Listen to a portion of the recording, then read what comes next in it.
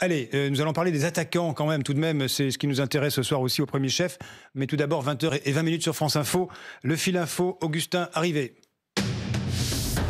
Dans 40 minutes maintenant, le coup d'envoi de Portugal-France, le dernier match de poule des Bleus dans 7 Euros de football. 35 degrés dans le stade à Budapest cet après-midi, alors que l'autre rencontre Allemagne-Hongrie à Munich se jouera dans un stade sans éclairage arc-en-ciel. Le président de l'UEFA a qualifié aujourd'hui de populiste la demande de la ville de Munich, qui souhaitait dénoncer ainsi la politique homophobe de la Hongrie.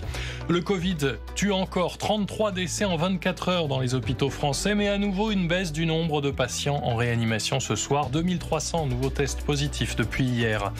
FO Santé dénonce les fermetures de lits dans les hôpitaux français, y compris pendant cette crise. 1800 lits en moins entre début 2020 et mars dernier. C'est le décompte du syndicat. Il demande que le gouvernement, je cite, rompe avec une approche essentiellement financière de l'offre de soins. Le ministère de la Santé met au contraire en avant la mise en place d'une réserve de 4000 lits mobilisables en cas de besoins ponctuels.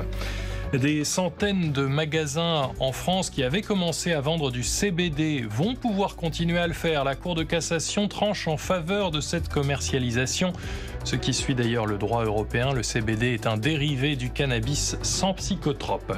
Et puis jouer Indiana Jones quand on a 78 ans comporte forcément des risques. Harrison Ford s'est blessé à l'épaule pendant une répétition d'une scène de combat du prochain volet de la saga. Les studios Disney précisent que le calendrier de tournage va probablement être repensé. France Info. 20h, 21h, les informés, Jean-François Akili. Alors nous, ce soir, ce n'est pas Indiana Jones.